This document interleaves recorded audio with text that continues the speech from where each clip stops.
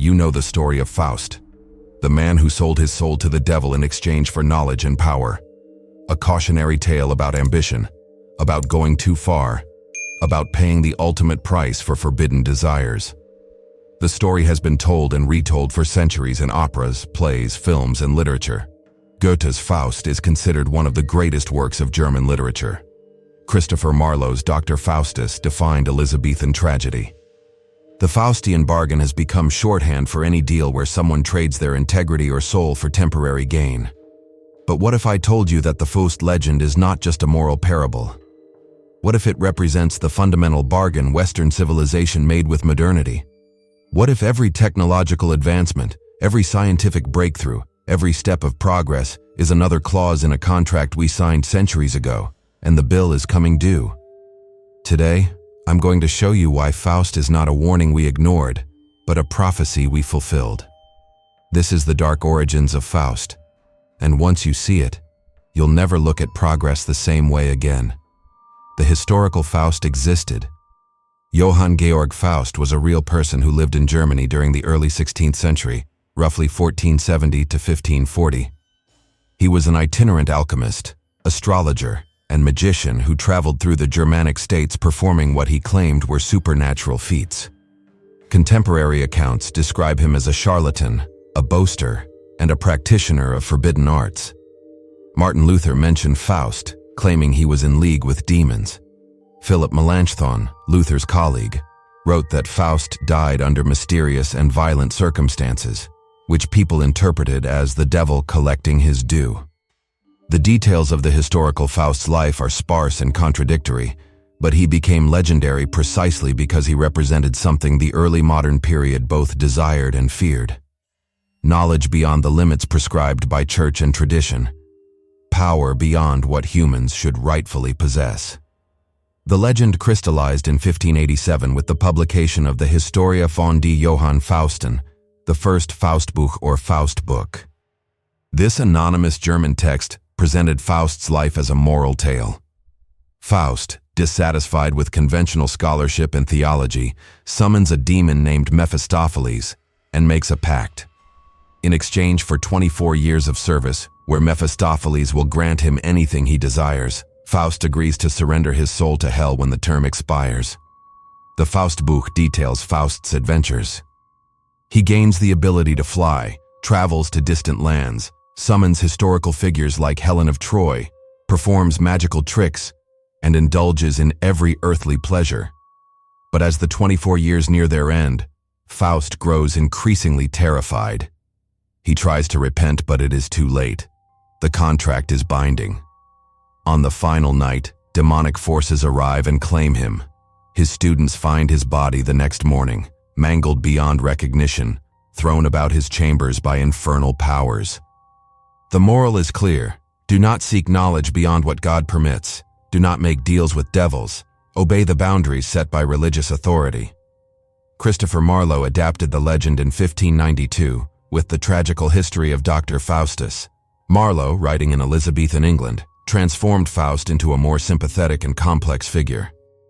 Marlowe's Faustus is a brilliant scholar who has mastered every field of learning available to him: philosophy, medicine, law, theology. But he finds all of it insufficient. Philosophy offers only logic games and abstract speculation that cannot change material reality. Medicine can heal individual ailments, but cannot prevent death itself or fundamentally alter the human condition. Law is merely petty contracts and disputes over property and procedure. Theology is rigid doctrine enforced by institutional authority that stifles genuine inquiry and demands faith over understanding. Faustus wants more. He wants the power to reshape reality, to transcend human limitations, to become like a god. He imagines magic as the ultimate science, the knowledge that will give him mastery over nature itself. The opening scene of Marlowe's play shows Faustus in his study, surrounded by books representing every field of traditional learning, rejecting each in turn. He dismisses Aristotle, Galen, Justinian, and Jerome, the foundational authorities of medieval scholarship. This rejection is revolutionary. Marlowe, writing in the 1590s, is dramatizing the intellectual crisis of the Renaissance. The old authorities no longer satisfy. The medieval synthesis of knowledge within a Christian framework is crumbling. New questions are being asked, new methods are being developed, new worlds are being discovered. Faustus embodies the restless intellectual energy of the age, the hunger for knowledge that will not be constrained by tradition or authority. When he turns to magic, it is not out of evil, but out of a desire for agency, for the ability to act powerfully in the world, rather than merely contemplate it from the safety of academic abstraction. So he summons Mephistopheles and strikes his bargain.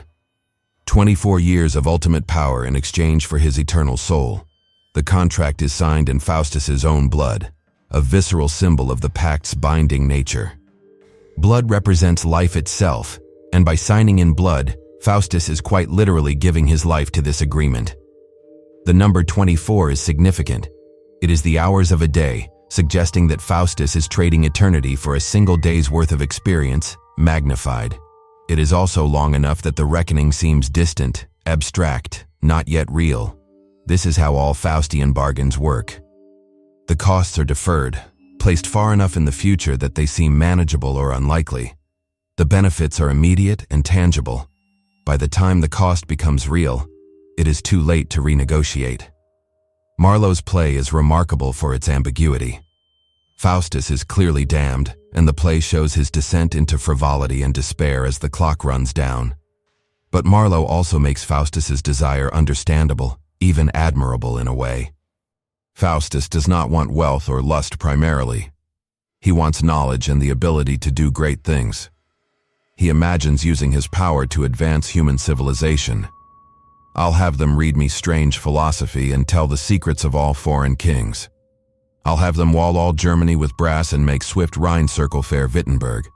I'll have them fill the public schools with silk wherewith the students shall be bravely clad. These are not selfish fantasies. They are visions of a transformed world where knowledge and power serve humanity.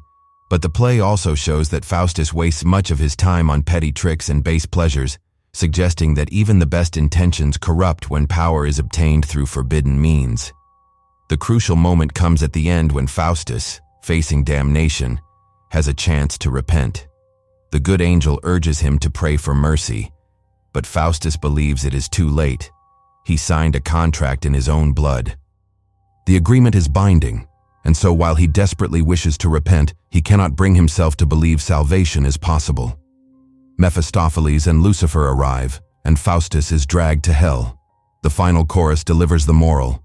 Cut is the branch that might have grown full straight, and burned is Apollo's laurel bough, that sometime grew within this learned man. Faustus is gone. Regard his hellish fall, whose fiendful fortune may exhort the wise only to wonder at unlawful things, whose deepness doth entice such forward wits to practice more than heavenly power permits. But Marlowe's play troubled audiences because Faustus is not a villain. He is a seeker, a rebel against intellectual stagnation, someone who wants to push beyond the narrow boundaries his society has set. The tragedy is not that he was evil, but that his desire for transcendence led him to make a bargain he could not escape. The play reflects the anxieties of the early modern period. The Renaissance had unleashed a hunger for knowledge, for exploration, for pushing boundaries. The Protestant Reformation had shattered the unified authority of the Church. The scientific revolution was beginning, with figures like Copernicus and Galileo challenging long-held beliefs about the cosmos. Marlowe's Faustus embodies the fear that this new hunger for knowledge might be Faustian, that every advancement might come with a hidden cost, that in reaching for godlike power, humanity might be damning itself. Goethe's Faust, published in 2 parts in 1808 and 1832, transformed the legend into something even more complex and philosophically rich. Goethe worked on Faust for most of his life, and the resulting text is a vast exploration of human striving, ambition, desire, and the nature of damnation and salvation. Goethe's Faust is not simply a scholar who wants forbidden knowledge. He is a man who has achieved everything conventional success offers and found it empty. He has mastered all fields of learning. He is respected, accomplished, wealthy, and yet he is profoundly unsatisfied. In the famous opening monologue, Faust laments, I have, alas, studied philosophy, jurisprudence, and medicine, and unfortunately theology too, most thoroughly, with keen endeavor. And here I am, for all my lore, a wretched fool no wiser than before. He contemplates ending his life because existence without meaning is unbearable. At this moment, Mephistopheles appears, but Goethe's devil is not the straightforward demon of earlier versions. He is a spirit of negation, a cynic who believes all striving is ultimately futile and that humanity would be better off never having existed. Mephistopheles makes Faust a wager. He will serve Faust and grant him every experience and pleasure. But if Faust ever reaches a moment of such satisfaction that he wishes time to stop, if he ever says to the passing moment, "Stay, you are so beautiful," then Faust's soul belongs to Mephistopheles. Crucially, Faust does not believe this will happen.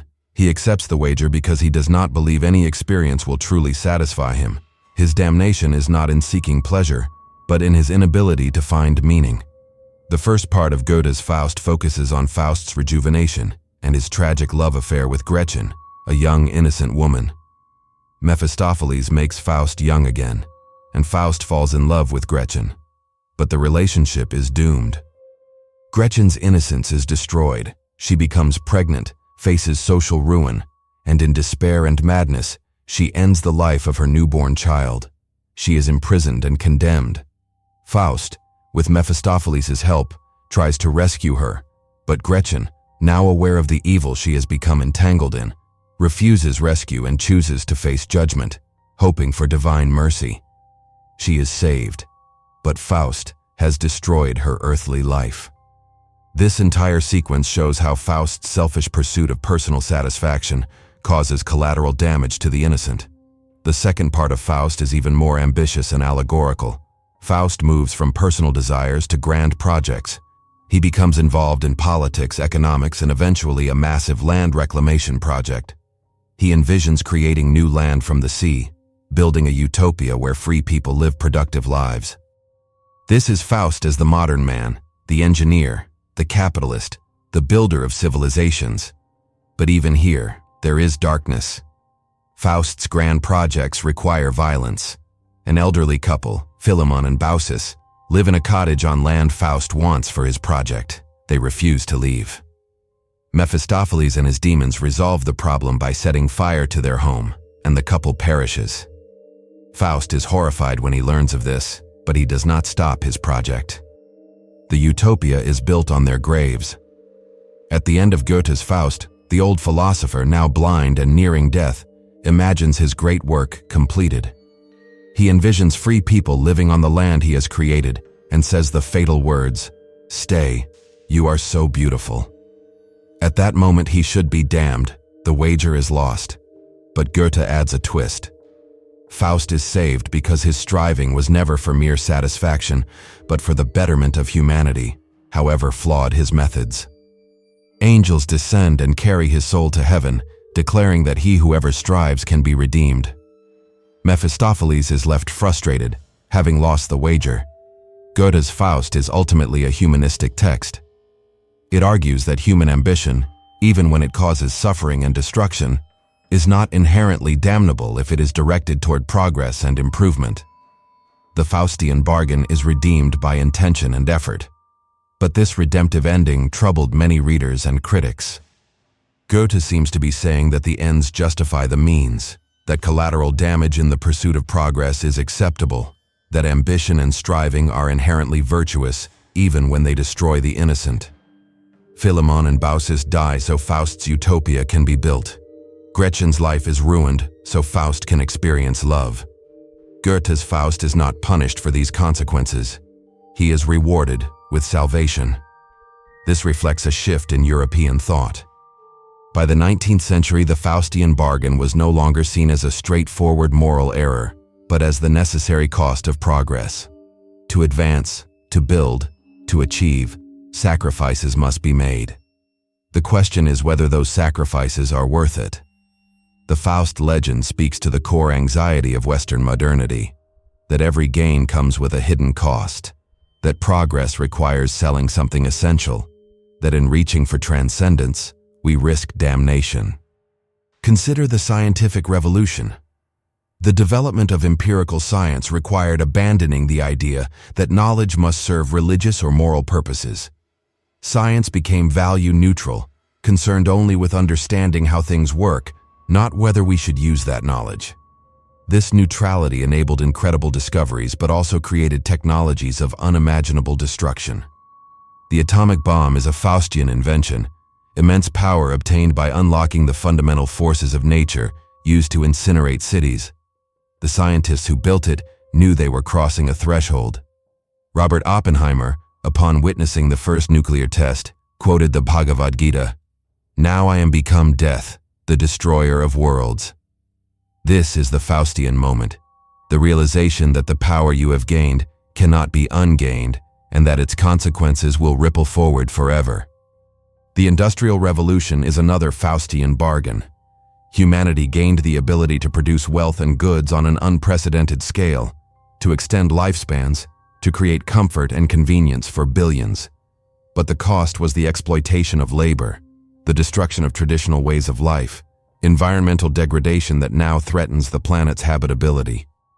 We traded a sustainable relationship with the Earth for temporary abundance, and the bill, in the form of climate change, resource depletion, and ecological collapse, is coming due. The factories that powered industrial growth were called dark satanic mills by William Blake, recognizing their infernal nature. Workers were consumed, their lives ground down to fuel production. Children labored in mines and factories. Communities were uprooted. And yet, the material benefits were so immense that the bargain seemed worth it. The logic of industrial capitalism is Faustian. Sacrifice the present and the vulnerable for future gains and abstract progress. Capitalism itself is structured as a Faustian system. It requires perpetual growth, perpetual expansion, perpetual consumption. To succeed under capitalism, individuals and corporations must prioritize profit over ethics, efficiency over compassion, competition over cooperation. Those who refuse to make these compromises are outcompeted and fail. The system rewards those willing to externalize costs, to exploit, to cut corners. And so, everyone is forced into Faustian choices. The factory owner who knows their production harms the environment but cannot afford to change without losing competitive advantage. The worker who must choose between their health and their paycheck. The consumer who knows their purchases support exploitative supply chains but cannot afford ethical alternatives. Capitalism is a mass Faustian pact where everyone trades a piece of their soul for survival in the system. Technology extends the Faustian bargain into every aspect of life. Social media offers connection and community, but harvests attention and data, exploiting psychological vulnerabilities to maximize engagement, creating addiction, anxiety, depression, and political polarization. The algorithms that govern what we see are designed not to inform or enlighten but to maximize time spent on platform, which means amplifying content that triggers strong emotional reactions, outrage, fear, envy, tribalism. Users become products, their data harvested and sold, their behavior predicted and manipulated. The bargain is, stay connected to your friends and family, access information instantly, but surrender your privacy, your mental health, and your capacity for sustained attention. And because everyone else is on these platforms, opting out means social isolation. The Faustian trap is complete. Smartphones provide convenience and access to vast information, but demand constant availability, eroding boundaries between work and personal life, reducing attention spans through infinite scroll and notification systems designed to create compulsive checking behaviors, enabling pervasive surveillance through location tracking and data collection. Every app, every service, collects data that is aggregated, analyzed, and used to predict and influence behavior. The smartphone is a miraculous device that puts the sum of human knowledge in your pocket, but it also creates a leash that keeps you perpetually on call, perpetually distracted, perpetually monitored. Children are growing up unable to focus for extended periods, their cognitive development shaped by devices designed to fragment attention. Adults report feeling unable to function without their phones, experiencing anxiety when separated from them. The bargain was convenience and the cost is agency. Artificial intelligence promises efficiency and solutions to complex problems but threatens employment, autonomy, and even the meaning of human creativity and thought. AI systems can now generate text, images, music, and video that are increasingly indistinguishable from human-created works. This raises profound questions. If machines can create art, what is the value of human creativity? If AI can diagnose diseases more accurately than doctors, what is the value of medical expertise? If algorithms can write code, what happens to programmers? The promise is a world where machines handle tedious tasks and humans are free to pursue higher purposes. But the reality is emerging as a world where human labor and creativity are increasingly devalued, where employment becomes precarious, where the means of production are owned by a tiny elite who control the AI systems. And beyond economics, there is the existential question. If intelligence and creativity can be mechanized, what is left that makes us distinctly human? The Faustian bargain here is efficiency in exchange for meaning, automation in exchange for purpose. Medicine, too, has its profound Faustian dimensions that reveal themselves when examined closely. Modern medicine has eradicated or controlled diseases that once killed millions, extended average lifespans dramatically, reduced infant mortality, provided pain relief, and created interventions that would have seemed miraculous a century ago. Surgery can now repair hearts, replace organs, remove tumors, reconstruct bodies. Pharmaceuticals can manage chronic conditions, treat infections, alleviate suffering. These achievements are real and represent genuine increases in human flourishing and the reduction of unnecessary pain. But medicine has also created new forms of dependence, suffering, and exploitation that reveal the Faustian structure beneath the humanitarian surface. The pharmaceutical industry operates on a for-profit model that creates perverse incentives. Medications that must be taken for life are more profitable than cures. Treatments for wealthy populations are prioritized over treatments for diseases that primarily affect the poor. Marketing creates demand for medications that may not be necessary, medicalizing normal human experiences like sadness, shyness, or aging. The opioid crisis is the most visible example of this Faustian logic. Pharmaceutical companies developed highly addictive painkillers, marketed them aggressively to doctors as safe and non-addictive, knowing this was false, and created an epidemic of addiction that has destroyed countless lives and communities. The bargain for patients was access to pain relief in exchange for dependence and the risk of addiction. The bargain for doctors was tools to help suffering patients in exchange for becoming unwitting participants in a system designed to maximize corporate profit rather than health. The opioid crisis was not an accident or an unfortunate side effect. It was the predictable result of allowing profit motives to govern medicine. The Faust legend also speaks directly to the commodification of knowledge and education, which is particularly relevant given that Faust himself was a scholar dissatisfied with the limitations of traditional learning. Universities, which emerged in medieval Europe as institutions dedicated to the pursuit of understanding for its own sake, to the preservation and transmission of knowledge across generations, to the formation of minds capable of wisdom and not merely technical skill, have become credentialing factories serving corporate interests and market demands. Students incur massive debts to acquire degrees that function primarily as credentials, granting access to employment rather than as markers of genuine education or intellectual development.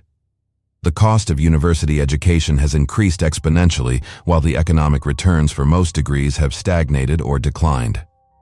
Students are told that education is an investment in their future, but the reality is often decades of debt servitude for jobs that do not pay enough to justify the investment.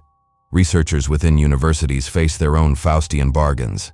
To survive in academic careers, they must secure grants from corporations, government agencies, or foundations, all of which have agendas that shape what research gets funded.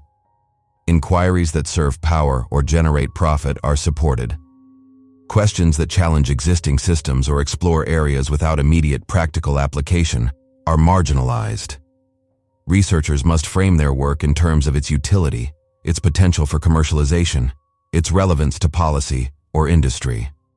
The pursuit of knowledge for its own sake, the exploration of questions simply because they are interesting or important, regardless of their practical value, is increasingly difficult to justify within the institutional structures of contemporary academia. Scholars make Faustian bargains, financial support and institutional survival, in exchange for surrendering a degree of intellectual independence and allowing their research agendas to be shaped by external interests, rather than pure curiosity or the pursuit of truth. Politically, democracy itself has become Faustian in ways that would have horrified the philosophers and revolutionaries who fought to establish democratic systems. Citizens in contemporary democracies trade genuine political agency for the illusion of choice within parameters that have been carefully constrained. Elections are spectacles with high production values, but substantive policy is determined largely by donors, lobbyists, and entrenched bureaucratic and corporate interests that remain in place regardless of which party or candidate wins. To participate successfully in electoral politics, politicians must make compromises that progressively erode the values they claim to uphold. They accept donations from industries and individuals whose interests are directly opposed to the public good, but whose money is necessary to run competitive campaigns. They vote for legislation that benefits the powerful at the expense of the vulnerable, because doing otherwise would cost them crucial support. They prioritize re-election and party loyalty over principle and consistency. The system is designed to reward those willing to make these Faustian deals, and those who refuse to compromise are marginalized, labeled as impractical idealists, and excluded from real power. War and the military-industrial complex represent perhaps the clearest and most devastating Faustian bargain societies make. Nations invest enormous resources into developing weapons of increasing lethality and sophistication, creating massive industries that depend on conflict for their continued profitability and growth. The logic presented to populations is always defensive. We must develop and maintain these weapons because our enemies might develop them first, and we must be prepared to defend ourselves. But the result is a global arms race where every nation becomes less safe, even as they spend more on security, while a small number of corporations and individuals accumulate vast wealth from the manufacture and sale of instruments of death. The Vietnam War, the Iraq War, the War on Terror, and countless other conflicts were sold to publics with noble rhetoric about freedom, democracy, and security, but were prosecuted for purposes far more cynical and self-interested: control of resources, geopolitical positioning, the enrichment of defense contractors, the careers of politicians and military leaders. Soldiers, the young people who actually fight and die in these wars, are the ones who pay the ultimate price, their lives and bodies sacrificed for objectives that are rarely as noble as the rhetoric that sent them into combat. The Faustian bargain here is national security in exchange for perpetual war, moral compromise, and the surrender of resources that could address genuine human needs.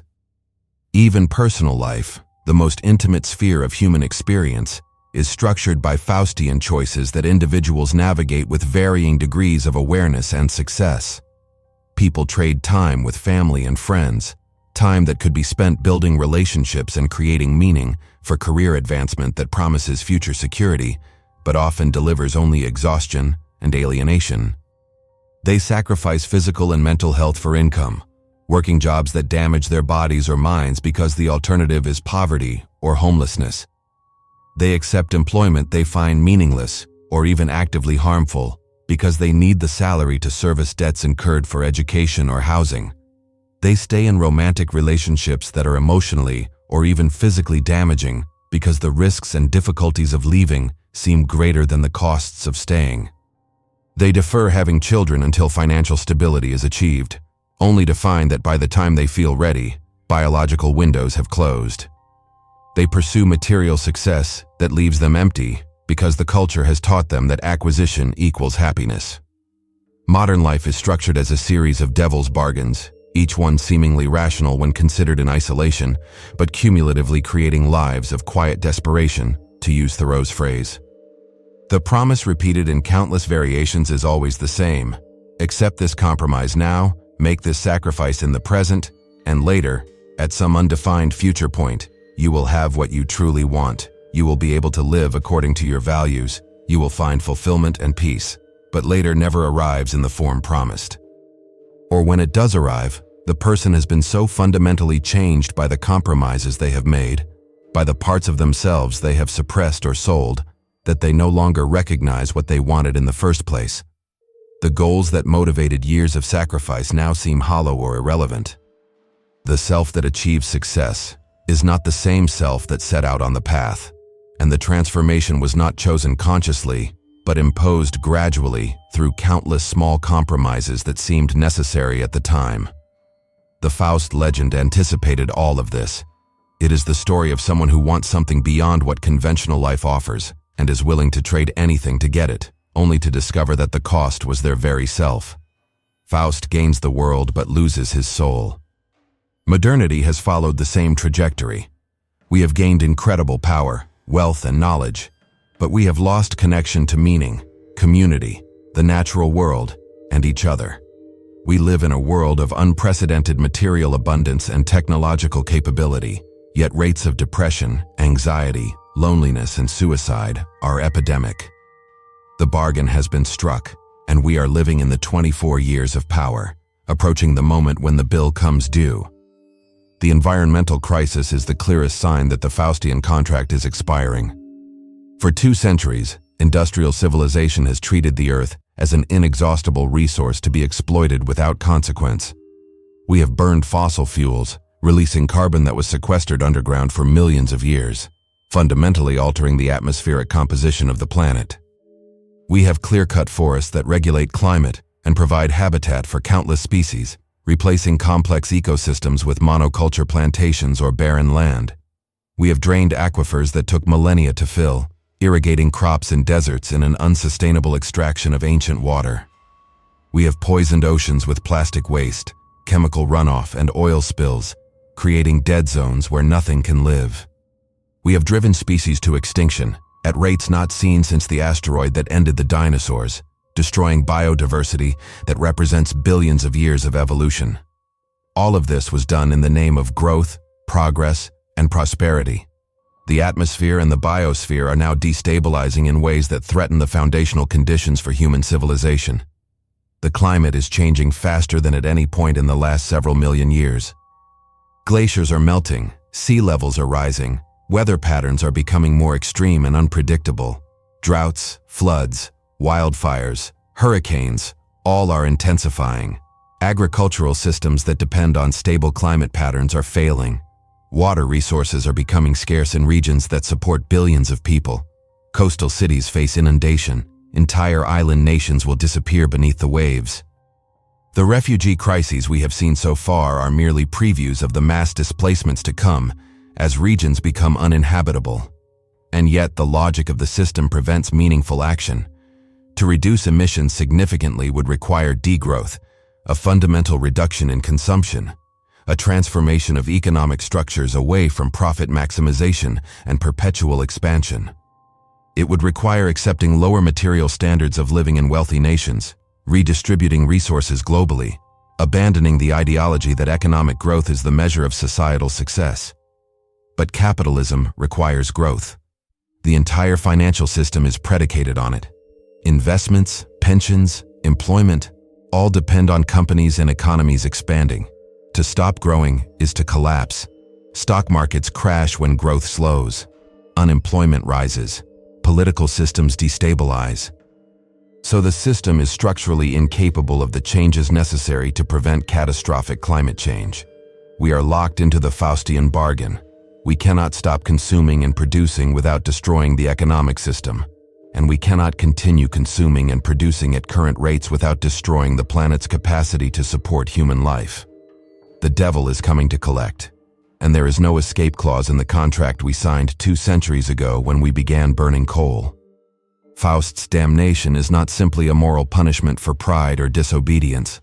It is the inevitable consequence of seeking power without wisdom, of pursuing goals without considering costs, of believing that any bargain is acceptable if it delivers what you want. The tragedy of Faust is that he thought he could control the terms of the agreement, that he could use the devil's power for his own purposes and remain untouched. But the devil is patient. The contract is always structured in the devil's favor. The temporary gains blind you to the permanent costs, and by the time you realize what you have lost, it is too late to renegotiate. Western civilization made the Faustian bargain consciously. The Enlightenment, the scientific revolution, the industrial revolution, all were justified by the belief that humanity could master nature, that reason and progress would solve all problems, that the costs were acceptable because the future would vindicate every sacrifice. This was the wager: surrender traditional restraints, abandon the idea that there are limits to what should be pursued, accept that suffering and destruction in the present are necessary for utopia in the future. And for a time, it seemed to be working. Standards of living rose, diseases were cured, lifespans extended, technology advanced, but the hidden costs were accumulating. Alienation, exploitation, environmental destruction, the erosion of meaning, the rise of totalitarian systems justified by progress, the development of weapons capable of ending civilization. Goethe's redemption of Faust was an act of wishful thinking. He wanted to believe that striving itself, regardless of consequences, was redemptive, that the effort to improve humanity justified any collateral damage, that good intentions could absolve destructive actions. But history has not borne this out. The 20th century, the century that saw the fulfillment of many Enlightenment promises, also saw the Holocaust, the gulags, 2 world wars, nuclear weapons, environmental collapse. The striving Goethe celebrated led directly to some of the greatest atrocities in human history. The engineers and scientists who built the Nazi death camps were educated, rational, modern men applying the principles of efficiency and progress to mass extermination. This is the darkest revelation of the Faust legend, that the pursuit of progress, unmoored from ethics and humility, leads not to utopia, but to hell on earth. The Faustian bargain is not a relic of medieval superstition or a quaint moral parable about the dangers of ambition. It is the fundamental structure of modernity itself, the logic that governs how contemporary societies operate and how individuals within those societies make choices. Every technological system we depend on, every economic arrangement that structures our labor and consumption, every political compromise that maintains the appearance of democracy while concentrating power, is another clause in the Faustian contract that Western civilization signed centuries ago and continues to renew with each generation. And the devil in this arrangement is not a literal supernatural being with horns and a pitchfork, but something far more insidious and harder to resist: the logic of instrumental rationality, the belief that any means are acceptable if they achieve desired ends, the reduction of all value to efficiency, productivity, and measurable outcomes, the elimination of questions about whether something should be done and the relentless focus on whether it can be done. Mephistopheles is the voice that whispers in every boardroom, every laboratory, every political strategy session. Don't worry about the consequences. Don't think too hard about who gets hurt. Don't question whether this is wise or ethical or sustainable. Just take the power that is being offered. Use it to achieve your goals. You deserve it. You've earned it through your intelligence and hard work. You can handle the responsibility. You're different from all the others who were corrupted by power. You'll use it for good. And by the time you realize that you cannot control it, that the power is using you rather than you using it, that you have become something you would not have recognized or respected when you began, the damage is irreversible. The contract has been fulfilled, the price has been extracted, and there is no going back to who you were before you signed. This is why the Faust legend endures, and why it becomes more relevant with each passing year. It is not because we need moral instruction about the dangers of pride or ambition. Those lessons are obvious and have been taught for millennia. The legend endures because it describes the trap we are actually in, the structure of the world we have built, the bargain we cannot escape because it is embedded in every institution and every system we depend on for survival. To live in modernity is to be Faustian. We cannot opt out of the technologies that surveil us without accepting social isolation. We cannot refuse to participate in economic systems that exploit without accepting poverty. We cannot reject political systems that betray their stated values without accepting powerlessness. The Faustian bargain has become total, comprehensive, inescapable, and the 24 years are running out. The bill is coming due in the form of climate catastrophe, in political systems that can no longer maintain the illusion of representing popular will, in economic inequality that threatens social stability, in technologies that erode the foundations of human agency and community. We are living in Faust's final night, hearing the clock strike toward midnight, watching the walls close in, unable to repent because we do not know how to live any other way. Subscribe to Umbral Fables as we continue to open the forbidden archives and explore the shadows of the myths that built us. This is Umbral Fables. We leave you now, not with comfort, but with questions. Look closely. The dark journey continues.